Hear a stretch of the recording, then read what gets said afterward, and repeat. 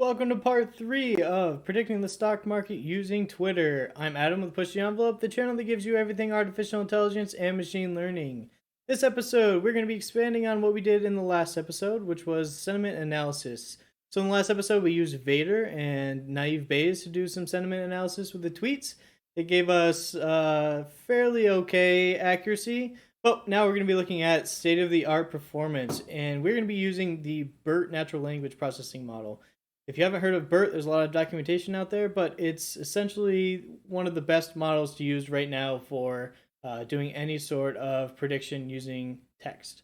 So without further ado, let's jump over, figure out how to use Bert, and see what performance we can get out of our sentiment analysis tool for Twitter.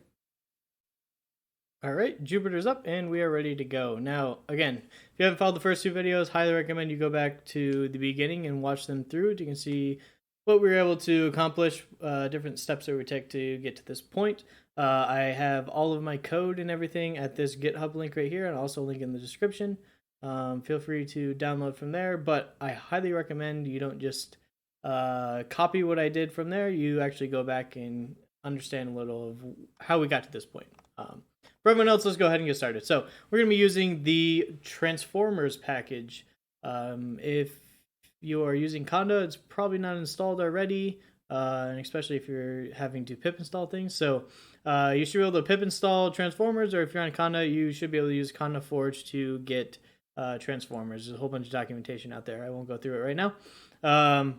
Go ahead, get that downloaded, and we will move on from there. So once you have that installed, we can do a from Transformers. We're going to be importing Bert tokenizer. So now in the last video, we used a tokenizer for our naive Bayes model. Bert has its own in order to encode our inputs and get it ready for the Bert model. Also, we are going to need the actual model, which is called Bert model. Next line from, let me clean up my space here a little bit. From Transformers, we're going to be importing get linear schedule with warmup.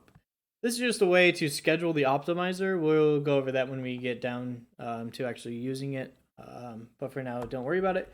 We're going to be importing Torch. We're going to be using PyTorch for this. If you don't have Torch installed, I believe it comes with Anaconda, but I could be wrong on that. Again, lots of documentation out there of how to download this. I don't want to tell you how to do it right now and then have it change in the future. So just go ahead and look up how to download PyTorch.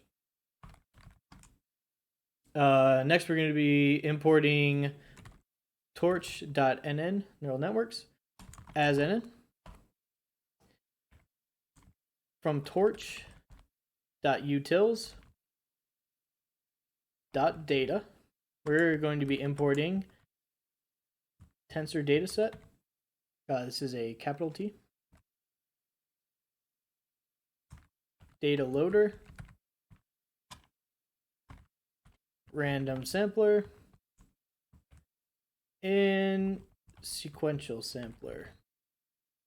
This is all just ways of storing data within Torch and manipulating that data a little bit. We'll get into it when we get down to actually using it again. For now, just go ahead and import it. Next, we're going to be importing our optimizer. So from torch.optim, we're going to be importing Atom W. It's going to be the Atom optimizer. And lastly, one of the more common ones, import pandas is PD. Import numpy as np, and we're going to be importing preprocess. Preprocess is that Python script that I built in the very first video. Again, if you haven't gone to this GitHub link, go ahead and download that. Get that. Let me switch over. Get the preprocess.py. That's what we're going to be importing. It just cleans up the tweets. Okay, I'm going to run this, make sure I don't have any errors and any misspellings in here. It's compiling, so I don't think I do. May take a second to get all this in here. Okay, it's done. All right, once you have all this, we can start looking at our data. So we're going to say pd.read csv. I have my data stored in the training folder. So train stock data.csv. Okay. Let me just display data to show you what we have here. So we have our text and we have our sentiment. Remember last time we did this? First thing we did was pre-process the data. So data is equal to preprocess dot pre-process underscore tweets, and we need to pass in the data frame. If you run this, I will show you what it does. Don't worry about this error. I think one of my regex expressions was a little off. Doesn't matter. It will automatically do it for you. So, okay. As you can see, we have our original text, we have the sentiment, now we have our clean text that we can start passing into our Bert model. We're also going to be splitting our data into training and test sets. We did this in the last video, but we're just going to go ahead and do it again. So training percent is equal to 0.8. Going to set the random seed, so np.random.seed1. This is just for reproducibility. You don't need this step if you don't want the same values over and over again. I'm going to have an index, which is equal to np.random.permutation for the length of data. This is just going to randomly shuffle all of the indices within data so that we can randomize our data before we start putting it into training and test sets.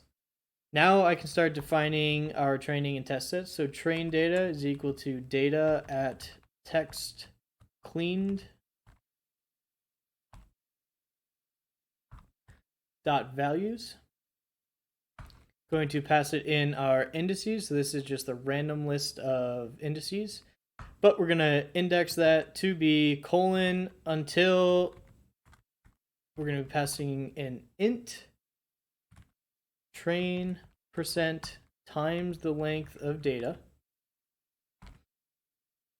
All right. What this is doing is taking our index, which is our randomized number of indices for the data set, and we're saying we only want the values up until 80% of the data. That's what this train percent times the length of the data is. That's 80% of the data, converting it to an int to be whatever that value is. That's going to give us our xtrain data. I'm going to copy that because we're going to do the same thing for ytrain. So I'm going to replace this ytrain. Instead of text clean, it's going to be sediment.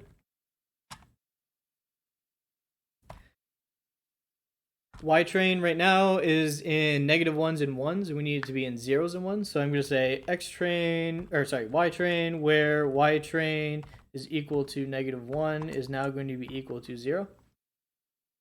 And that will give us all of our training data. I'm going to copy this, drop this down. We're going to do the same exact thing for our test data. Replace test everywhere you see the train. Now the other thing that's going to be different is this is all the data up until 80%. For the test data, we want everything after 80%. So go ahead, remove the colon and put it at the end of that integer. And that will give us our test data. I like to print the shape of the data just to make sure everything is lined up before I move on.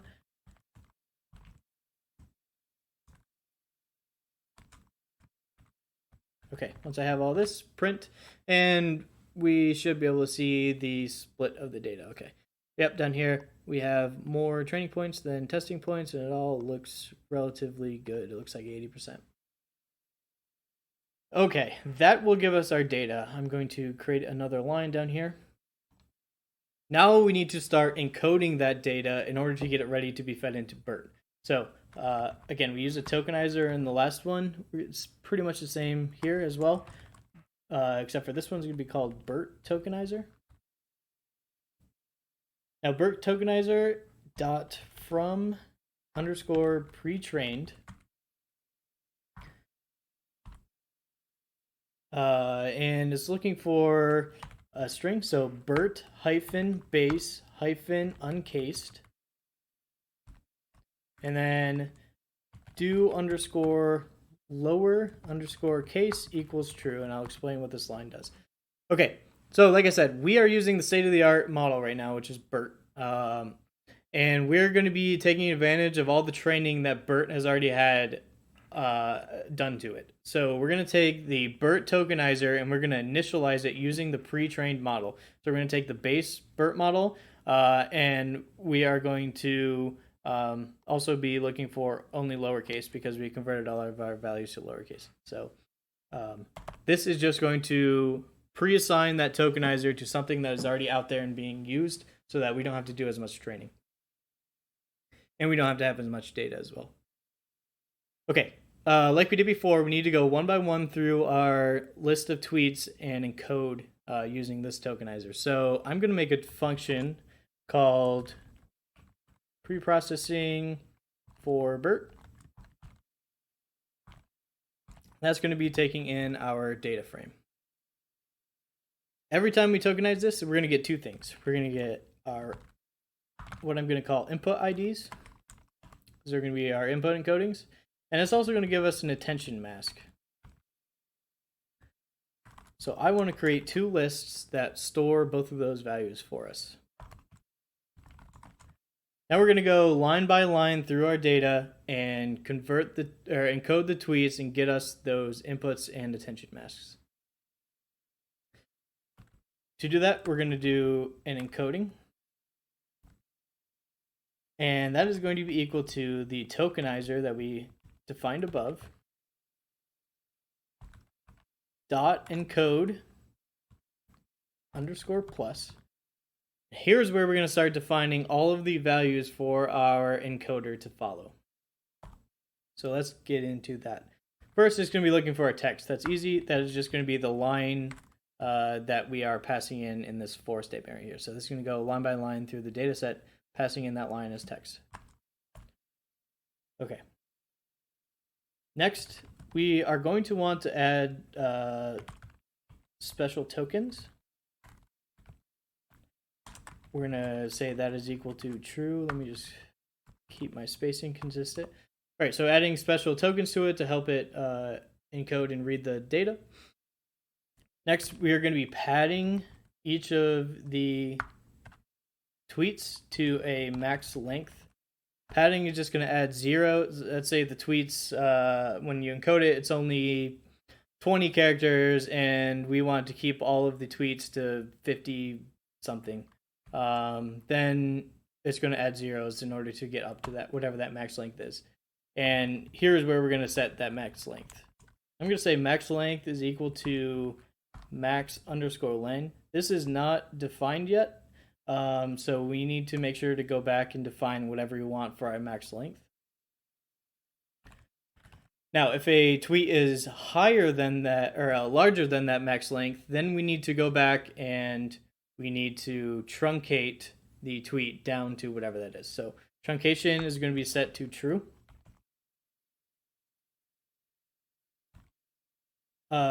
You can return the tensor. So return tensors equals PT. PT is PyTorch, so it's going to return a PyTorch tensor back to us. Last thing, return that attention mask. So return attention mask is equal to true. And you can close that parenthesis. So it's going to be doing this encoding for every single line within our input. Now, in order to extract the inputs in the attention masks, we need to say input IDs dot append. So we're going to be appending to the list encoding dot get. So we're going to be getting the input IDs. And we're going to be doing the same thing for the attention mask. So attention masks dot append encoding attention underscore mask. Okay, so we're getting our encodings from here, appending them to the list.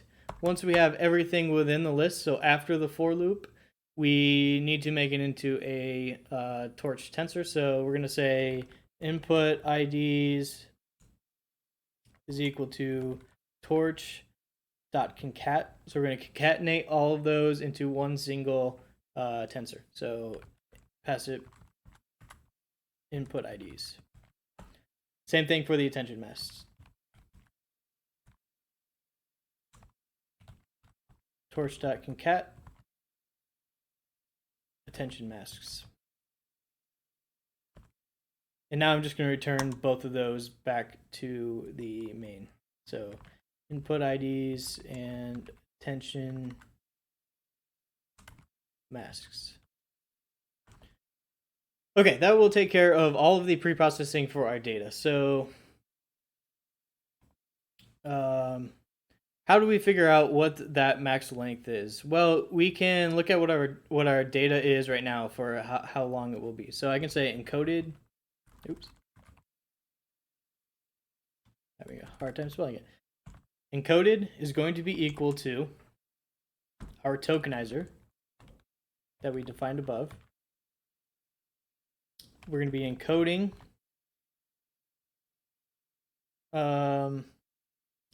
we're just going to call it S, and then we also need to add the special tokens like we have above. So set that equal to true. For S in data at text cleaned dot values. All right, so what is this doing? Well, it's making a list. It's encoding all of the values within data text cleaned. Now, once we have all of the values encoded, we can find whatever that max length is. So max length is going to be equal to the max of, we're going to say the length of S for S in encoded.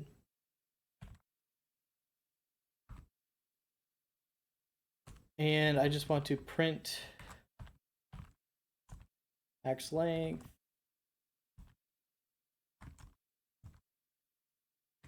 Okay.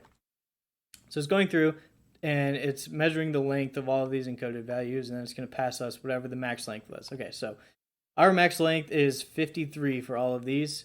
You can drop it down to 50 if you wanted, maybe make it a little higher. I'm just going to actually use 53. So I'm just going to keep max length equal to 53 in order to do this encoding. All right. Okay, we have our definition for the encoder. We have our length set. Now we just need to start encoding all of our values. So I'm going to say x train inputs and x train masks is equal to pre-processing for Bert.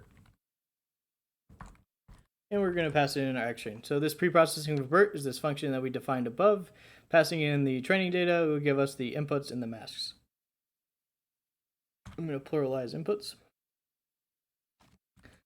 I will copy this down here because we're going to do the same exact thing for test. Make sure you replace everything that says train with tests. Okay, now we have our data encoded. We also need to get those labels. So y train labels is going to equal to torch.tensor. We need to convert it to a tensor. Y train. Again, we can copy this because we're going to do the same thing for a test. And everywhere it says test, we can, or sorry, everywhere it says train, we can replace it with test. Okay, we have our labels, we have our inputs. Again, I like to just print what the shape of each of these are to make sure everything matches.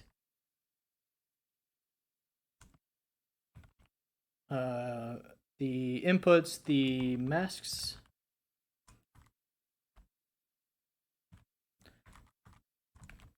And we also have the labels. So y train labels.shape. I'm going to copy this, change it to test.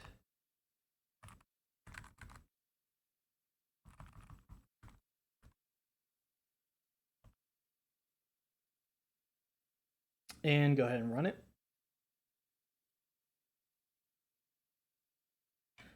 Okay, we do have a problem here.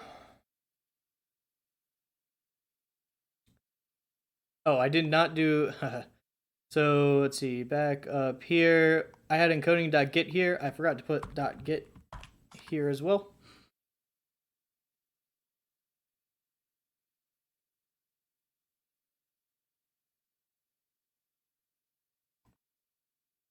Okay, there we go.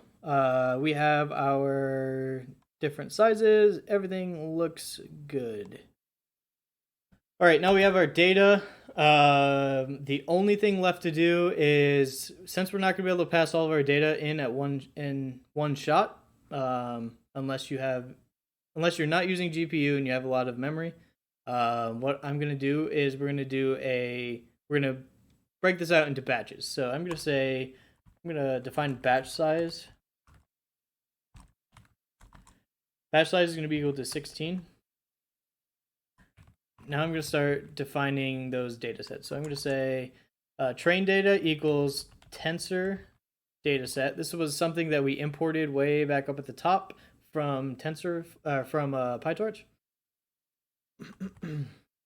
This is going to be looking for whatever data we want to feed it. So this is going to be the X-train inputs, X-train masks, and Y-train labels. Our train sampler is going to be equal to random sampler. So this is going to randomly sample those values of train data. The last thing we need to do is put it into the data loader. Again, one of the other ones that we imported from PyTorch. So our training data loader is going to be equal to data loader. Pass it in train data. Our sampler is going to be equal to the train sampler that we just defined. And our batch size is going to split it out into our batch sizes. So our batch size is going to be equal to batch size. Okay, so this is just going to make a data set that is the size of the batch size, but includes our training data that was randomly sampled every single time. So that's what this entire section means. This will cover our training data, but we need to do the same thing for our test data as well. So replace train with test everywhere.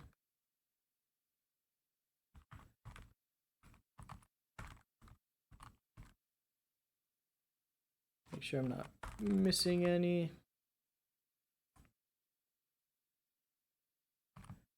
And one more. Okay, that should be all of them. And that should be good to go. So now we have our training and test sets that are broken out into batch sizes. The reason I'm using 16 is because I'm about to use a GPU, and my GPU cannot handle anything more than 16 right now. Well, at least if I jump up to like 32, it's not going to be able to handle it. So just figure out, if you're using a GPU, then you need to figure out how big it is. And you can just experiment with different batch sizes. I would say 16 to 32 is what you want to stick with. But if you have more memory that you can handle, then you can up that batch size. Okay, so this is done loading, and we now have our data ready to be fed to Bert. So let's define our Bert model. We're going to do this within a class. So I'm going to call this a Bert classifier.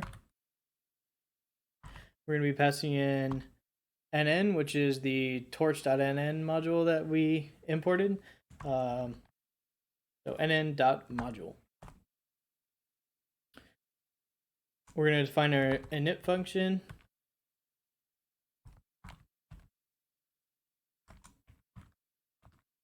The only thing that we're going to pass into it is whether or not we want the model to be frozen, which means that it won't be updated.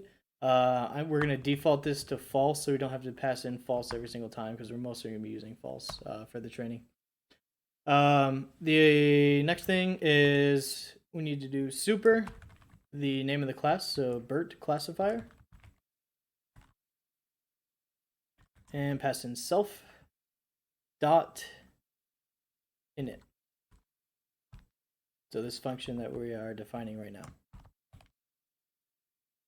Okay, now we can start defining some of the variables for our Bert classifier. And the very first thing that you normally do with neural networks is figure out how many input layers you have and what the size of the neurons are. So we're going to have an input layer that's going to be equal to 768. We're going to have a hidden layer equal to 50. And we're going to have an output layer that is going to be equal to 2. So input layer is taking the output of the original Bert classifier And then we're going to be adding on a hidden layer of 50 and then putting that to an output layer of 2 for our binary classification.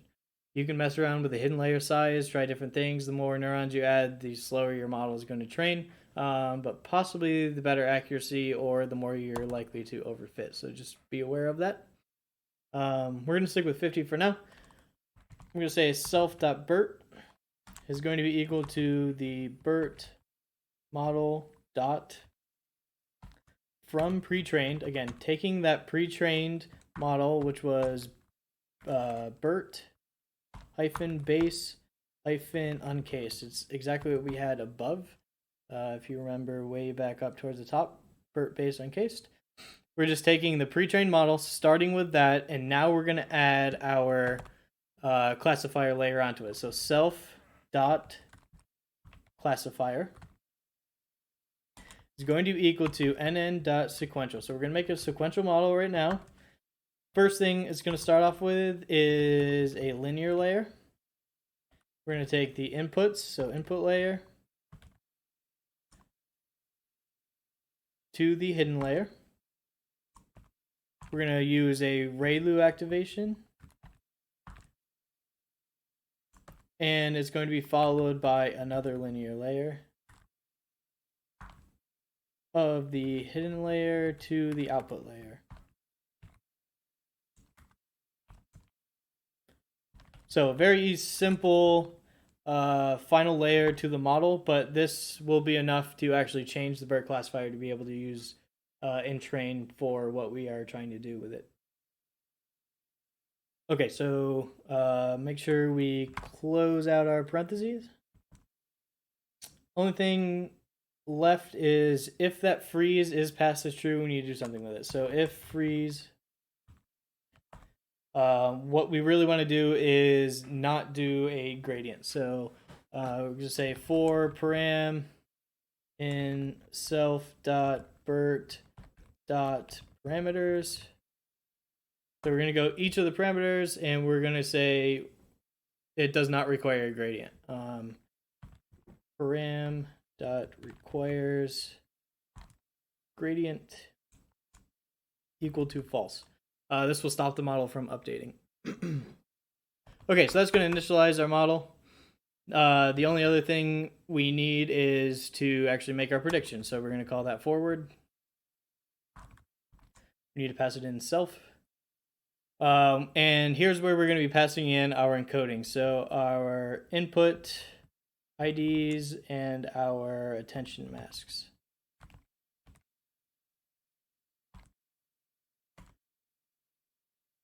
And now we start feeding it through the model. So our outputs is going to be equal to self.bert. It's the original part of the model that we defined above. We're going to pass it the inputs. So the input IDs and the attention masks. That's going to spit out whatever Bert spits out. Now we have these outputs. Now we need to make our layer. So I'm going to call this HCLS. This is going to be equal to the outputs at 0 at we're going to need the middle parameter. So it's going to be colon, comma, 0, comma, colon. Then we're going to pass this to our classifier. So we're going to say logics equals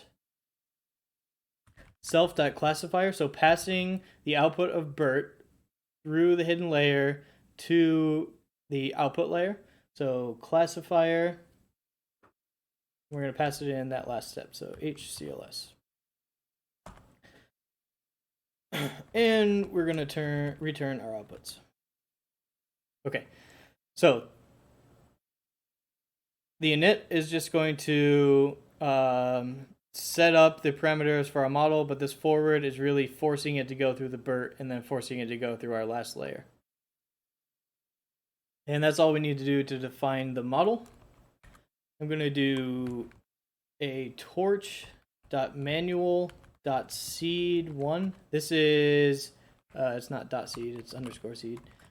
This is how you set the random seed for torch. Just to make this repeatable, I'm also going to do it for CUDA because I will be using GPU on this.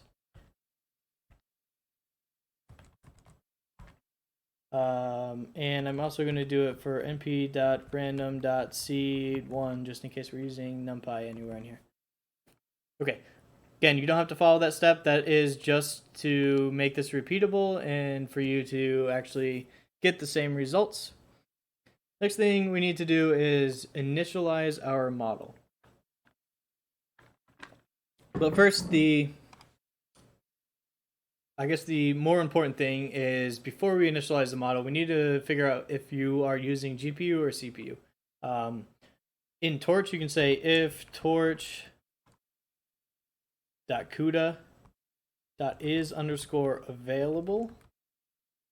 This is going to look for a GPU, and if it finds one, we're going to set the device to be equal to torch.device, and we're going to say CUDA.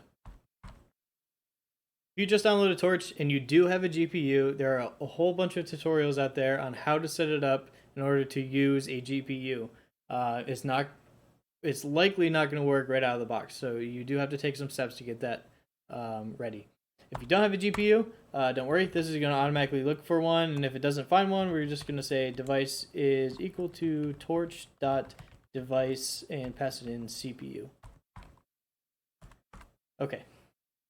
Now that we have the device, we can define the model. So model is equal to Bert classifier. This is the name of the class we made above. And I'm just going to pass it in freeze equals false, although it is defaulted to that, so you don't really need to pass that in.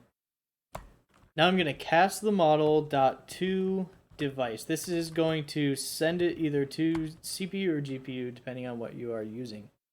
This way, if you switch back and forth, it's going to automatically use GPU if available. If not, it's going to default to CPU.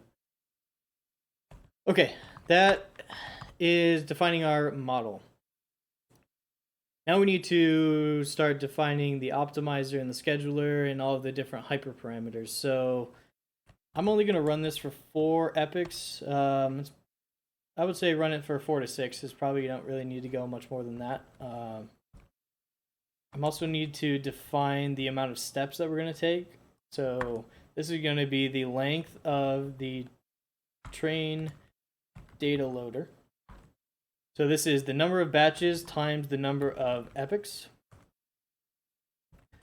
We need a learning rate. I'm going to recommend 5e to the negative 5. And we're going to need an epsilon. And I will recommend 1e to the negative 8. These are actually the default values for the Atom W optimizer anyways. So, but these are what I'm going to use. You can mess around with different learning rates, see what other performance you can get out of this. Next, define the optimizer, which is going to be the Atom W optimizer. It's going to be looking for model.parameters. So we're going to initialize it with the model parameters. We are going to need to pass it a learning rate. So LR equals learning rate. That's the one we just defined. And EPS for epsilon is equal to epsilon. All right, optimizer is done. We're also going to use a scheduler in order to help the optimizer train. So we're going to say get linear schedule with warmup. This is the function that we imported, the module that we imported from Torch, way back up at the top. So we're going to pass it in the optimizer.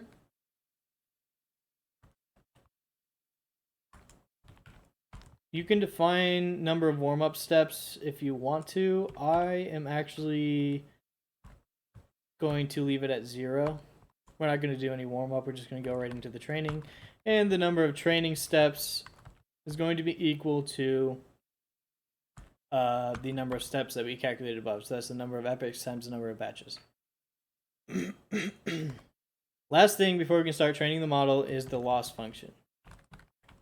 And in this case, we're going to use cross entropy loss. So nn.cross entropy loss I'm going to run this just to make sure I don't have any errors before we start, and I do. Let's see, hidden is not defined. If I go back up here when I define the model, this is hidden layer.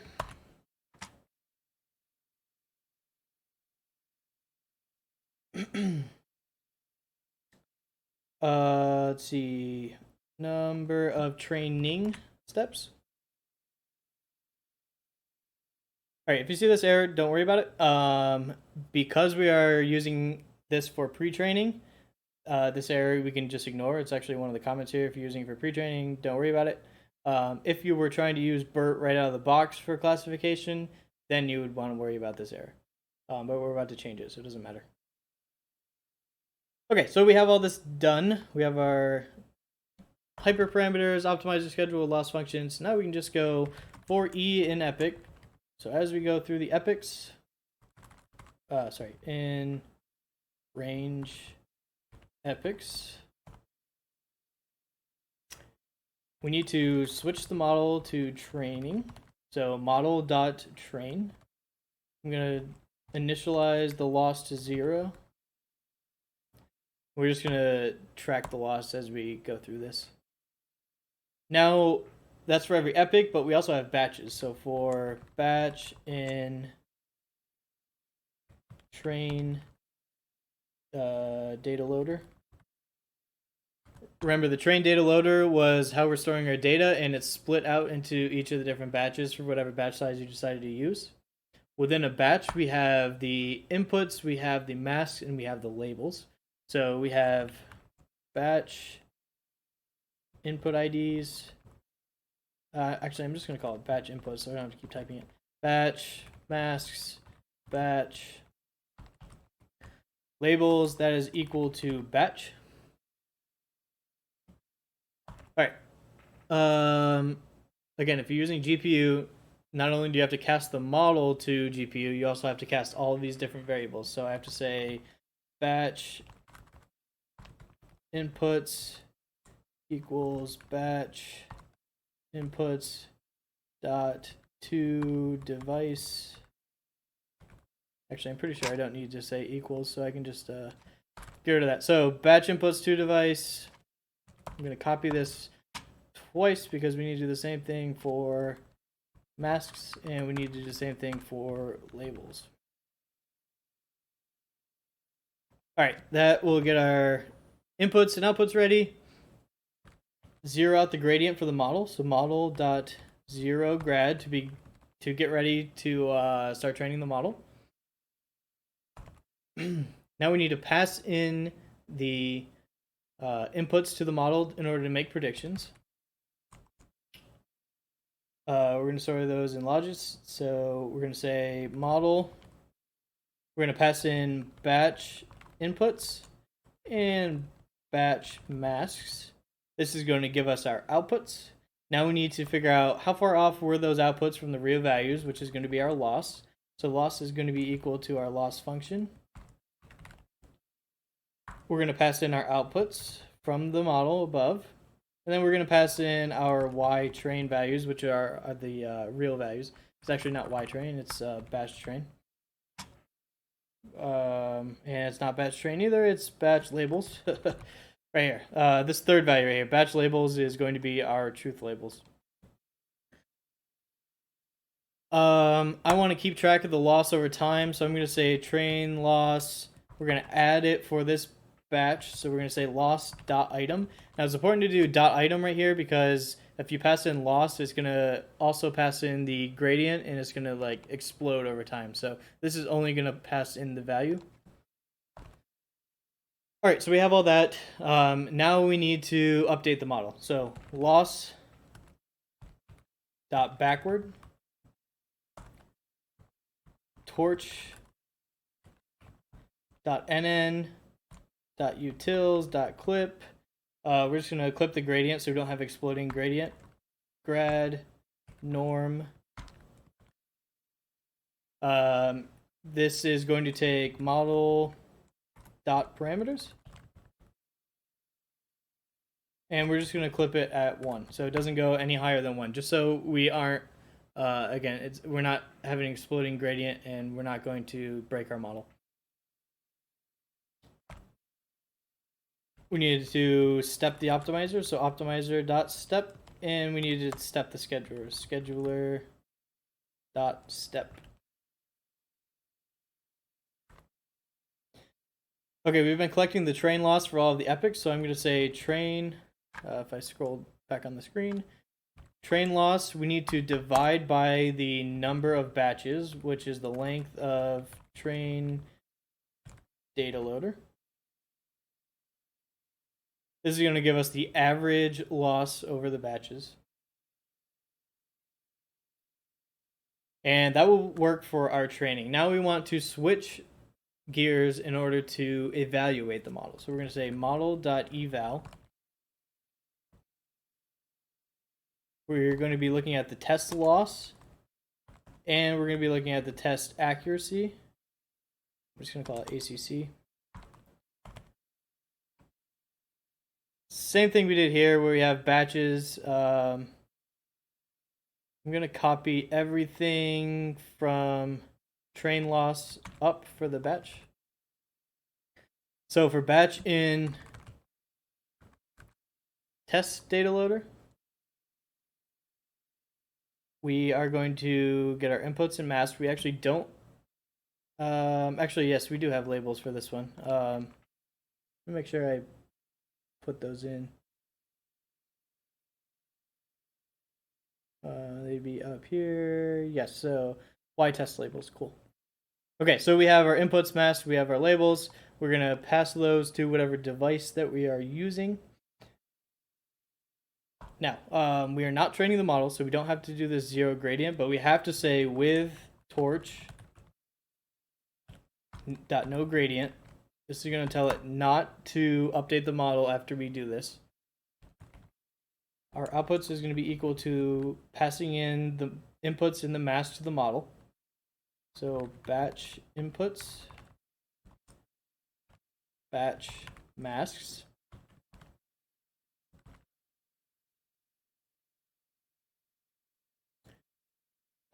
We had that down here. I actually don't need that anymore. Okay. We need to calculate the loss. So it's going to be the loss function of the outputs and the batch labels. That's good. We want to append that to test loss. So we're going to add that to test loss. Again, make sure it's dot item or else you're going to have the gradient with it if it has a gradient. Now, this is going to print out the probability that it's in the 0 class and the probability that it's in the 1 class, so positive and negative. So what we really need is a 0 or a 1 depending on what the output is. So I'm going to define preds as torch.argmax. This is going to be the outputs from the model. Dimensions equal to 1. If you remember when we did this before, this is just going to look at each individual point where there's a probability of 0, probability of 1, take whatever one's higher, and return either a 0 or a 1. That's going to give us our predictions in order to calculate the accuracy. So accuracy is going to be equal to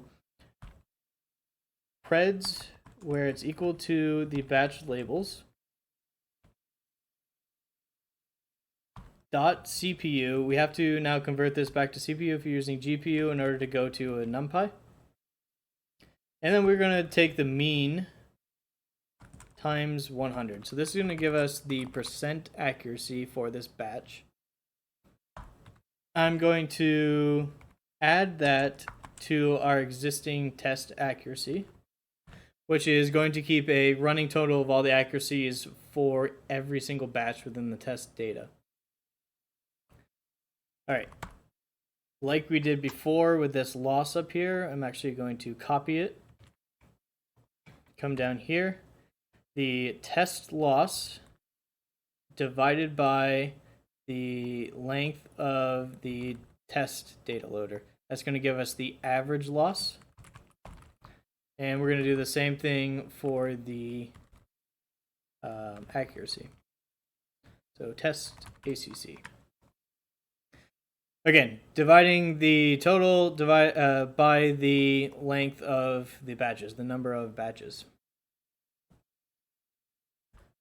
Um, Last thing for the training process, we need to just print some sort of message. So we're gonna print whatever the epic is.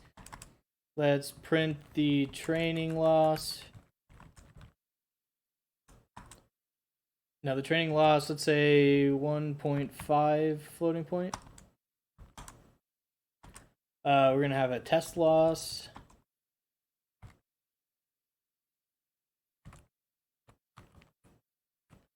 And we're gonna have a test accuracy.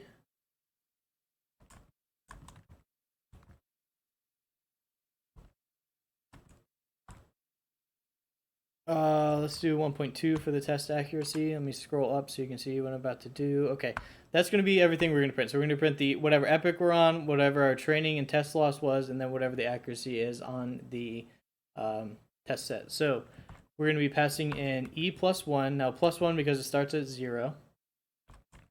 The train loss, test loss, and the test accuracy.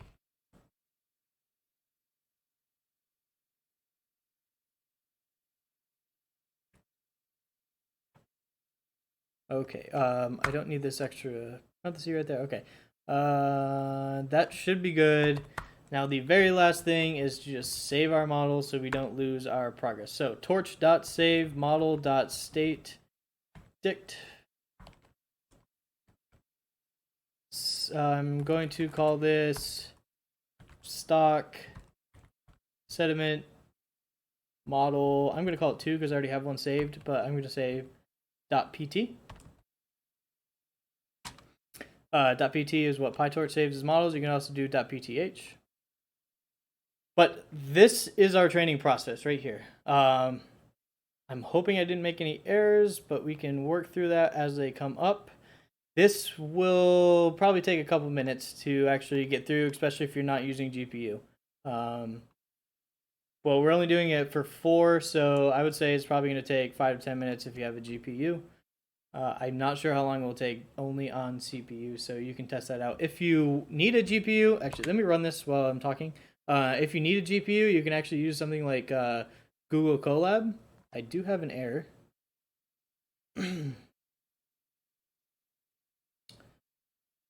All right.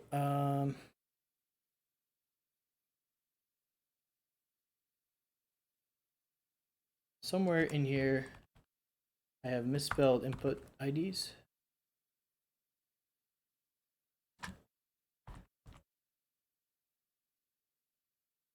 right, so right here I pluralized input. If you do need a GPU, Google Colab will let you get a free GPU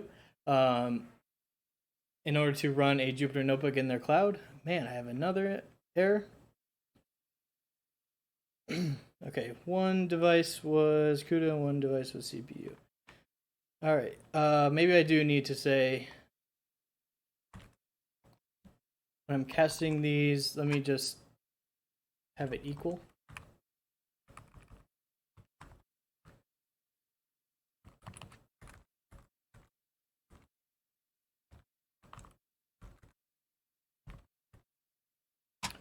So this is when we're sending these to the devices. I'm going to just try this to see if that was my error. Couldn't remember if I could do it without it or not.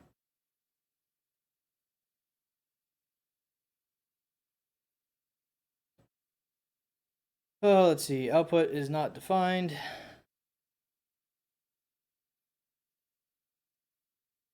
All right, this is back up to when we defined our model.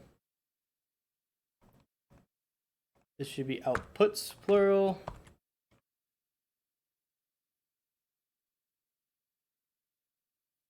Lots of errors. All right, CUDA out of memory. I think I need to reset my kernel and run all. I think I have a lot of stuff saved in there. That will come up if you don't have enough memory for whatever GPU that you're using. If that does come up and it's not just excess stuff saved in there, then you will likely need to either decrease the batch size or switch to CPU. It's also possible I have some um, notebooks going on in the background that's taking the GPU as well.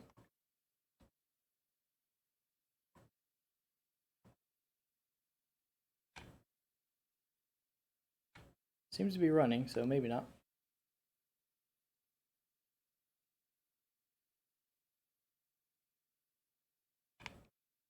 Okay, new problem, classifier.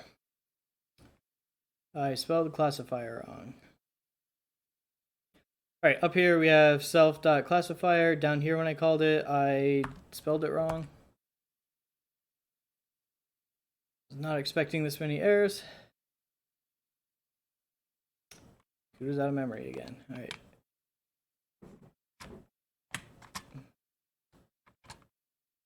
Just look at my task manager real quick. Alright, something is taking all of my memory.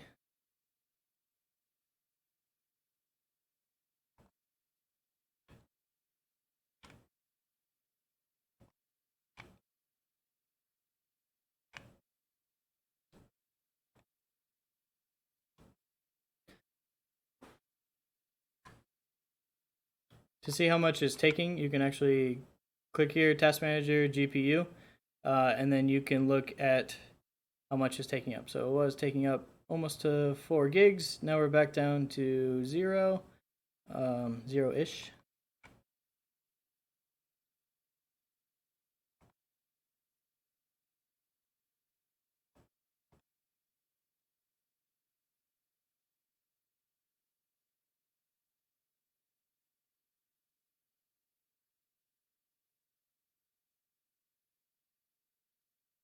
Okay, I don't see an error, so I think it is working now. Let me just check real quick. Yep, it's taking less memory than 4. Okay, so I just needed to clear the cache for the GPU. It's something you may run into as well. Just restart your notebook and it will deallocate all that memory so that you can try again.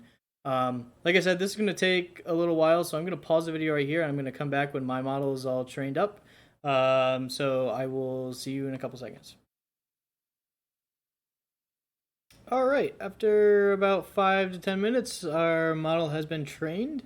I was able to achieve an accuracy of 81.67, so definitely way better than the other two. You can mess around, maybe add more epics, mess with some of the hyperparameters, see if you can get a better accuracy. But for now, I'm going to leave it here. In the next video, we will go ahead and start applying this to an actual real data set and see if we can start making those predictions on the stock market. So thanks for joining, and I'll see you in the next video.